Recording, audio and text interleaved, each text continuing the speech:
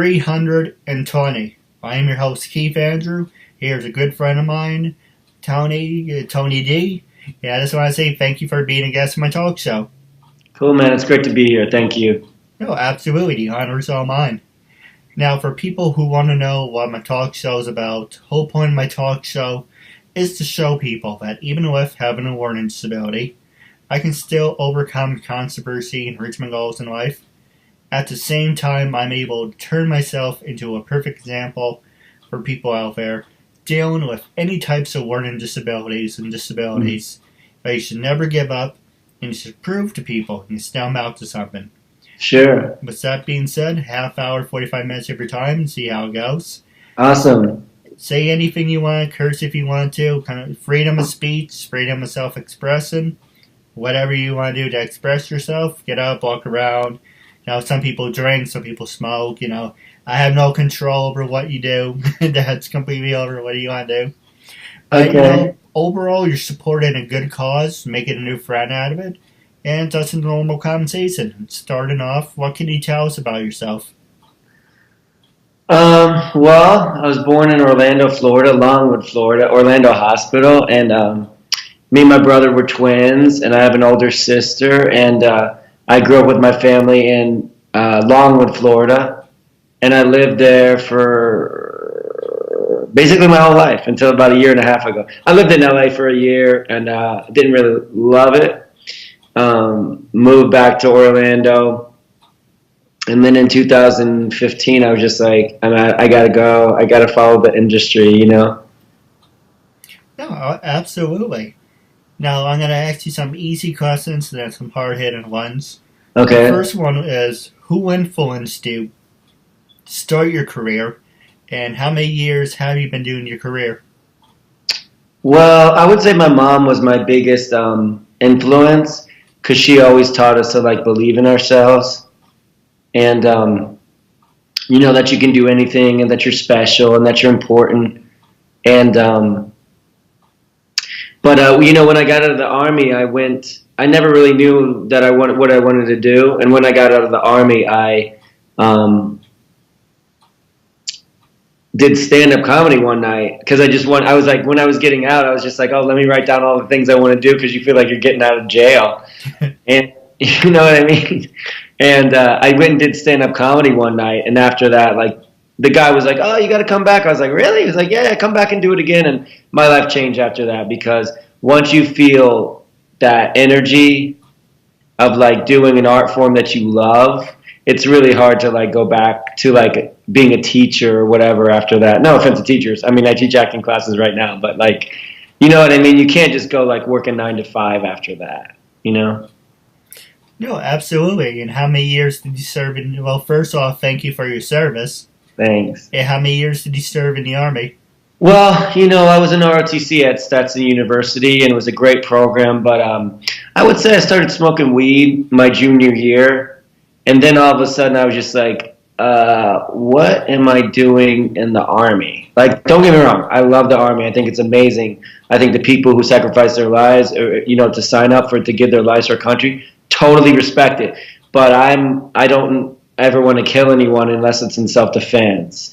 And so I basically, like, was in the Army for like a year and a half, and then I got out as soon as possible because, you know, I don't want to kill anybody. Like I said, no disrespect to any soldiers. I have a lot of respect for the U.S. military. You know, a lot of my family's in the military. But me personally, I woke up and I was just like, they kill people in the Army. This is, like, not a joke. You know what I mean? But you're young, you're 20 years old, you're just like, yeah, man, I'm going to join the Army. It sounds amazing. You know, and it was fun. It was super cool. We did some really cool training and stuff. But then I guess I started to, like, open my eyes a little bit to the world, you know? That's true, and especially what the media tells you, because you're on the front lines. You get to see things firsthand before everything gets screwed. Yeah. And, you know, my experience was nothing like that, but the unit I was in was definitely like a rear echelon unit.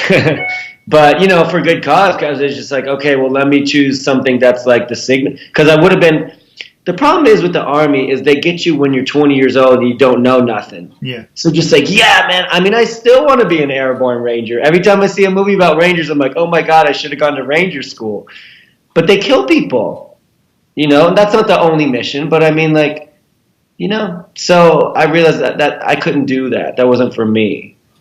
So, but, when you're young, you're just like, yeah, let's go be in the Army. You know what I mean? It is. Now, for the stand-up, do you use any in-props? Do you use any props? I just talk about my life and the things I think are funny and people and situations. I don't really do stand-up anymore because it hurt. I talked about my brother one night and he was in the audience and it really hurt his feelings, but I was just like teasing but I was just like, no, I don't want to go around the world just like looking for the silly thing of every situation because everything's not silly. I mean, yeah, there's humor in everything, but I didn't want everything to be a big joke to me. Do you know what I mean? So that's why I like doing acting because you get to do comedy sometimes, you get to do drama sometimes. It can be very over the top, it can be very subtle, No, absolutely. That's the same thing with my talk show, A lot of people may think this is a big joke, but I take it very seriously. This June will be officially 4 years, and I work really hard on it. A lot of people thumb their nose at it, but if I have to die, this is what I want to do. That's what I'm saying. If today's my last day, I'm just like, well, you know what? I went to yoga class today. I went snowboarding on Monday. I worked out today. I hit the bag. I was nice to people. I ate healthy, reasonably healthy. So if I die tomorrow, I'd be like, hey, man, I went out as an actor. You know what I mean? And so I have no regrets besides, I wish I would have gotten further. Like I was acting yesterday. I was on set yesterday doing an independent. So if I die tomorrow, I'd be like, hey, at least I died doing my purpose. You know what I'm saying? No, absolutely. Now, the next question I was going to ask you is, what were some of your favorite actors? Were you like a lead actor? Were you a supporting actor? You mean like some of my favorite projects? Yes. I did this independent called Call Center. You can look it up. It's online. It's for sale on Amazon. And that was probably my earliest, biggest role, And it was just so funny. I mean, we got to say whatever we wanted. And so we would just do take after take. And the directors are really cool. We just really had a good time. And my character was like nuts. And I would just say, like, I was kind of like the Stifler type character. And I would just come and be like, oh, what's up, douchebags? Like, I'm the man. You guys suck. But it was really fun. That was a really good one. And we got to do some outtakes one time, and I swear it was one of the most fun experiences of my life. All right. Well, now, was there anything... the next thing I was going to ask you, I just draw a blank. First thing I'm going to ask you is, do you think that media has a big influence on your career? Say, if you have a big following on Facebook, Twitter, Instagram, that dictates your career, or if people should work with you? I mean, unfortunately, I think it is. Unfortunately / fortunately, right? At the end of the day, right, what we do is a business, right? So if I have a bunch of followers on Twitter or on Instagram and I'm in an independent film, well, that's free advertising for the movie. And, I think sometimes we get into a situation where you're like, someone's being cast in a film just because they have followers on Twitter. And I'm just like, I mean, if they're playing themselves, that's one thing. Like if it's a movie about comic book stores and you guys have a guy who's, and I don't mean this in a negative way, but like a self-proclaimed comic book geek, and then he plays a role in the show where he just is basically himself and he's just like, oh, well, actually Superman 105, do you know what I mean? Right. But what I don't like is when I never like the idea of just beautiful people getting roles because they're beautiful, because I don't feel beautiful. You know what I mean? And so I don't feel beautiful like that. And so that to me is like, oh, it goes back to high school when you're like, oh yeah, all the popular guys get all the girls, and you're just like, I mean, what about us? Like, what about the guys who are just good people or good actors for that matter?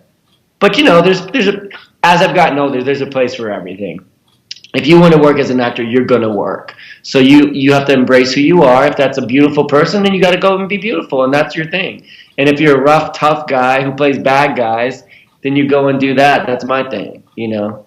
And it's good because I have a lot of anger. Now, for a perfect example, for people who want to know how you started your career, you know, what were the steps? What were some of the websites you would recommend, you know, to use, not to use? That's a good question. What I always say to people is find a good acting class. And a good acting class you can usually know because it won't be that expensive. Because if you think, like for example, I teach an acting class. It's $225 for 8 weeks. If you work out the math, and each class is 4 hours, so if you work out the math, it's about $10 an hour. Because if it's $1,000, no one can afford it who's an actor.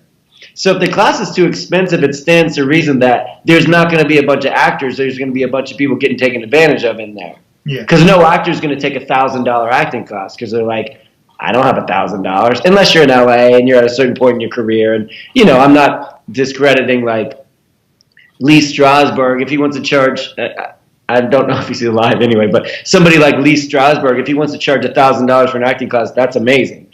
But, you know, find a good acting class, surround yourself with actors, talk to people, and nothing should really be that expensive. You don't pay for managers. You don't pay for websites. You pay for websites, but they shouldn't be that expensive. Like Actors Access, $65 for the whole year, $5 to upload a photo, 800 casting, $49.99. It's reasonably priced because again, you got to remember you're selling these things to actors who don't have a lot of money by design. You know. No, absolutely. We're actually got to take a quick commercial break. And when we come back, I'm going to pass the show over to you. A personal video message for yourself or as a gift for someone else. For personal connections, shout-outs, birthdays, proposals, weddings, and much more. Enter your details about yourself so the celebrity can record a personal video message, especially for you, including details such as your name, age, birthday, hobbies, or whatever else you include. As soon as the video has been recorded, you'll get an email with your link so you can share it on social media or download and keep it. Celebrities record videos as and when they can, usually within 2 weeks. But if you want a video for a specific date and it does not look like it will arrive in time, you can cancel it and get an instant refund at the click of a button. There are hundreds of celebrities to choose from and many more joining every day.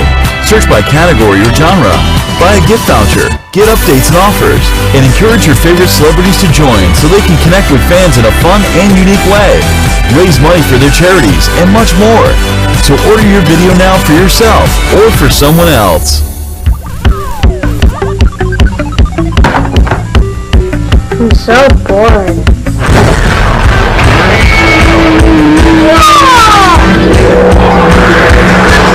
Want to see something really cool?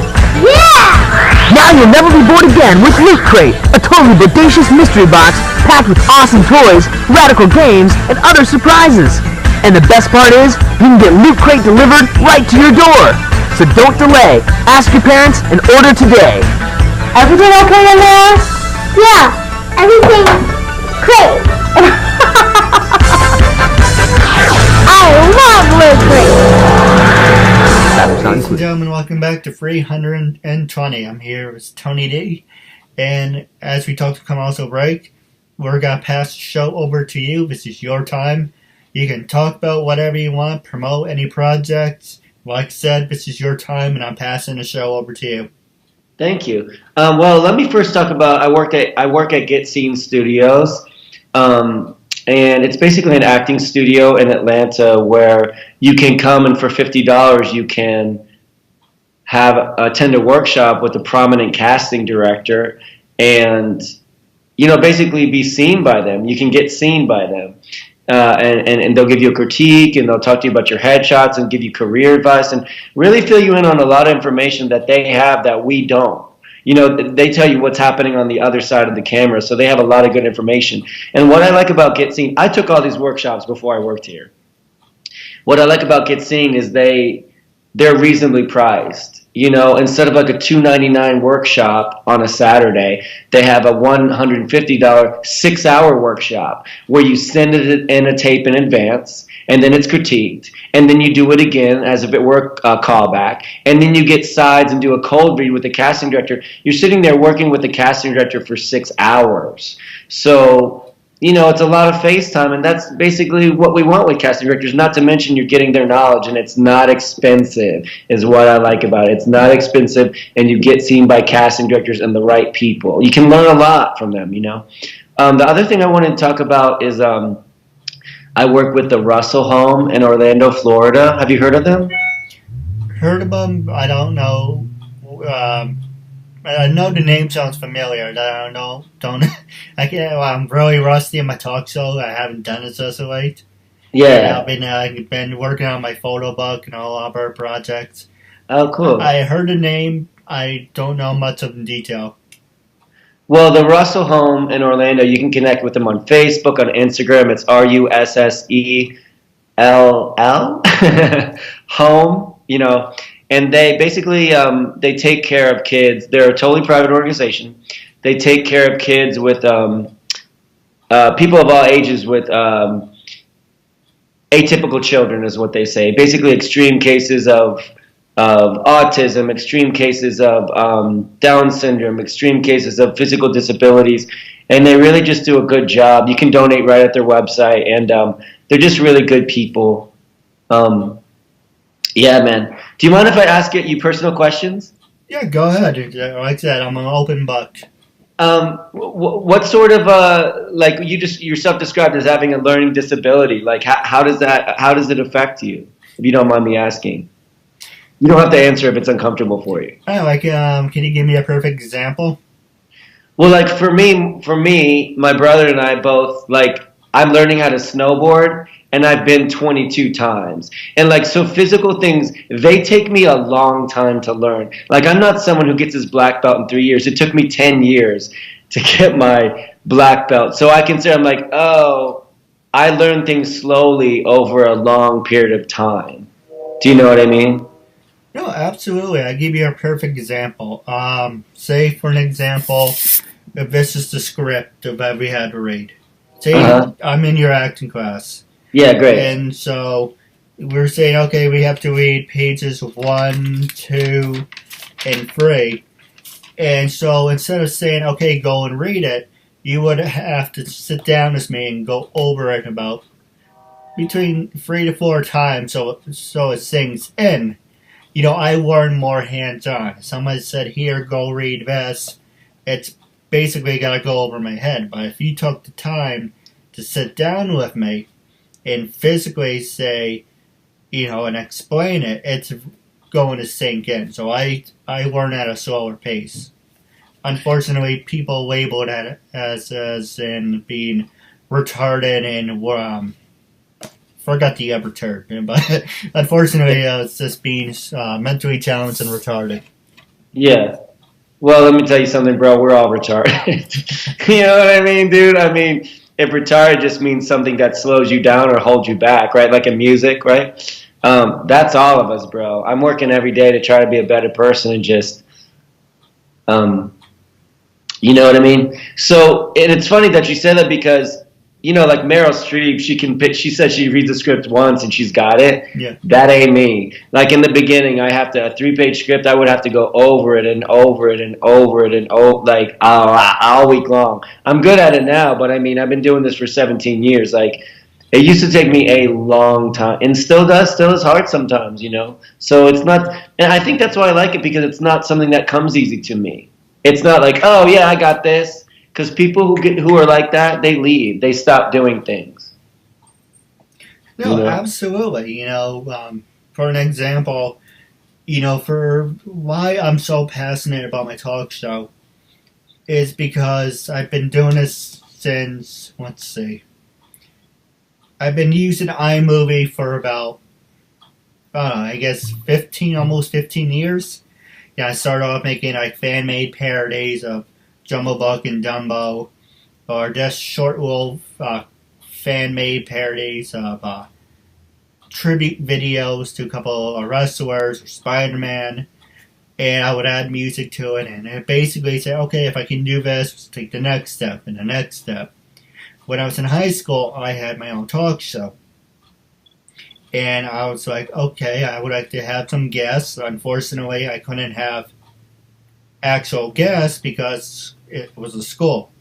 Mm-hmm. So occasionally, it was the Keith Show, the Extreme Power Hour, Extreme Tuesday, the Keith and Tony Show, the Keith and Andrew Show, or going to different people help me out. And I worked in retail.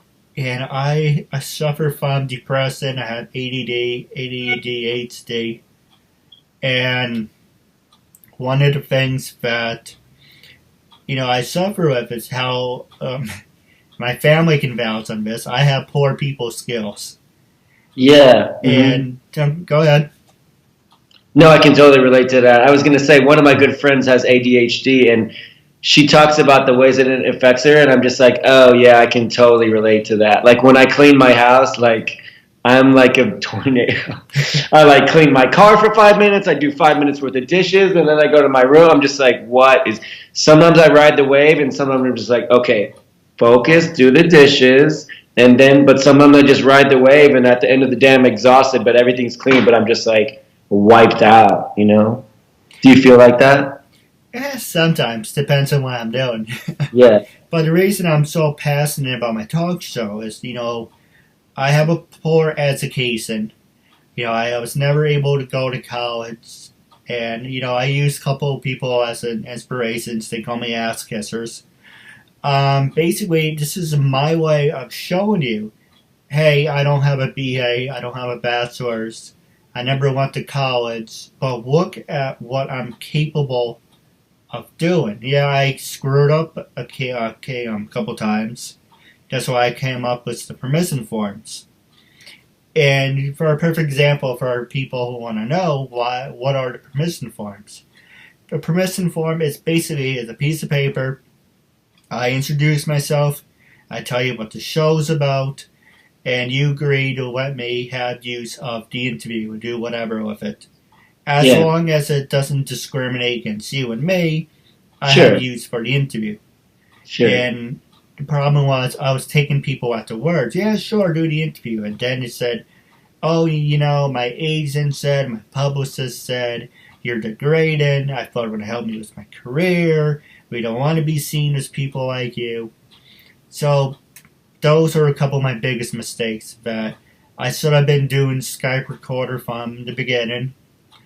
But I wanted to show people the transition, and I should have done the paperwork from the beginning. And it bothers me, and it pisses me off, that you're and I promised myself I want to bring this up, but you are supposed to be 420.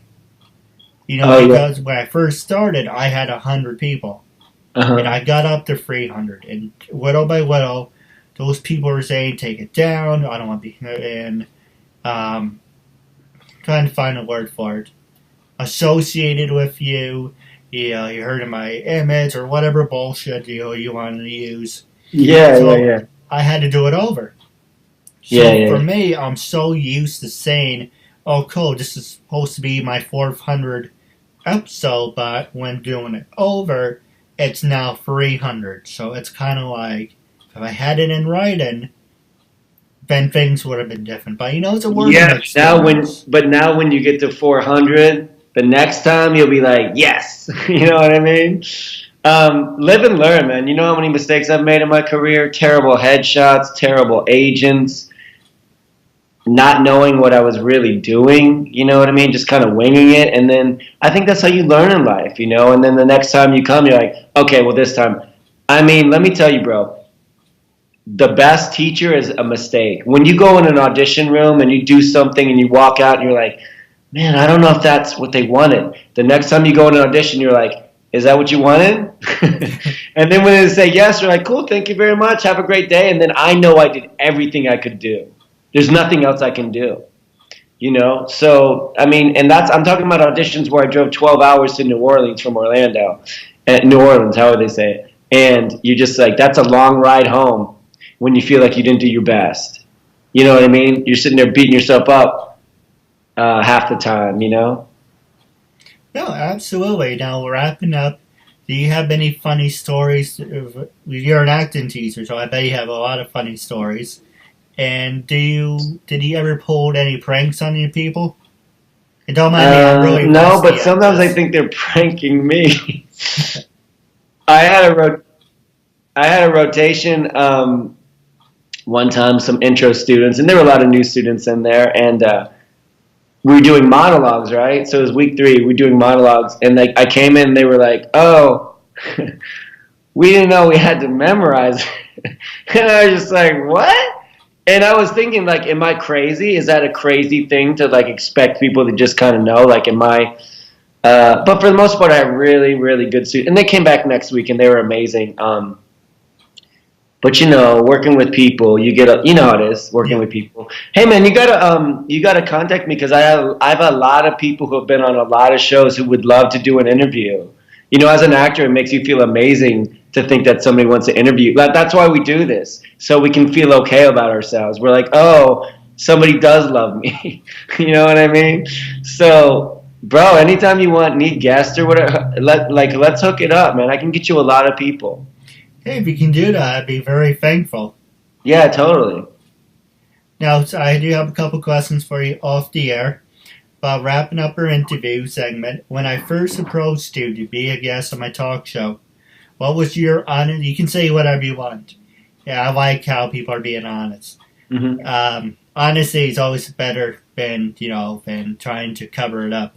Sure. So when I first approached you to be a guest on my talk show, what was your honest opinion? Were you like, it's a spam? It's this guy for real? Is he a No, I mean, I think I looked at your... First of all, like I said, as an actor, if anybody's like, I want to interview you, you're like, hell yeah. Someone wants to talk to me about myself? That's my favorite subject. I could talk about myself for 3 hours, 5 hours. You know, but then I was like, oh, who is this person? I looked at your page and I was like, oh, cool, it looks legit. But right away I was like, yes, I want to do this. Yes, I want to do it right now. No, absolutely. I work really hard on my talk show. You know, I try really hard to hide my learning disability. Mm-hmm. And sometimes, unfortunately, when I don't do my interviews like on an everyday basis or once a week, I build up more of a hesitation, and so I stutter more, and I show, and people are like, yeah, that's the point of your show. You're handicapped. You're retarded. You show it. Show. Don't hide it. Show. And I'm like, I want to be professional. I don't want to, I see myself in a certain way where how you would see yourself being, professional. And I don't like showing my disability, because then I feel like I'm putting a face on, or I'm putting a mask on. Sure. Yeah, but at the same time, if you don't show your disability, when it comes up, like, I couldn't say my R's when I was a kid. I'd be like, bud watching. And it made me feel really embarrassed and stuff. It's even hard for me to say, like, Arnold Palmer. Those two words together are so... Or you're the prettiest girl in the world. Like, that phrase is so hard for me to say. But, one time I watched someone with... like, it was a really severe case of, like, autism, or I think it was, like, Lou Gehrig. It was something that affects you. I think it was MS. And so this person had, I don't remember, they're jumbling all together, but I don't remember if it was a girl or a guy. And the interviewer who was interviewing her asked her a question, and then she used her little computer to make a joke. And I'm just like, it makes you realize that every human is the same thing. Yeah. We're all the same on the inside. Whatever physical thing is going on the outside, fat, tall, skinny, whatever, mentally challenged, autism, everybody is the same thing on the inside. Do you know what I mean? And I'm like, oh my gosh, she's not a person. She's not an autistic person. She's a person who happens to have autism that we see on the outside. On the inside, she's sitting there making jokes. She thinks people are hot and not hot. She hates ice, or whatever she's like. She's like a normal person who just happens to have this thing on top. Do you know what I mean? No, so I wouldn't be like embarrassed up or think it makes you not professional. It makes you who you are. Just like me, I'm crazy. I'm super intense. That makes me who I am. No, absolutely. And, it's basically just expressing yourself and showing people who you really are. And either they're going to accept you for who you are, or they're going to be assholes and judge you. But those people are immature. Those people need to evolve, I mean, look at... Yeah, I don't want to talk about it, but look at the political situation right now. We have a crazy person who says whatever he wants in the highest office in the nation, and you're just like, it's not that I disagree with them or agree with them. I didn't love George Bush, but he wouldn't get on the microphone and just say whatever he wanted. You're just like, I think he's severe. I think he has psychological problems. I do, because no one acts like that in politics. Even people you think like, oh wow, that guy has 180 degrees different opinion than I do. He doesn't sit there and be like, oh yeah, you know what I mean? He's like a crazy person. I think he needs psychotherapy, and in that way, I kind of feel like sorry for him a little bit because I think he's never been diagnosed. I think he needs therapy, honestly. No, I do like Trump, but he does say a lot of stupid things. He says whatever he wants. I didn't love George Bush, but he didn't get on the microphone and be like, oh, this person's an idiot, that person's stupid. You're like, bro, you can't say that. You're a politician, dude. But it makes it more funny. Yeah, I mean, it's definitely entertaining, right? Now, wrapping up our interview segment, I do have a couple questions off the air, but wrapping up our interview segment, it was a real honor and privilege Thank to have you. you as a guest.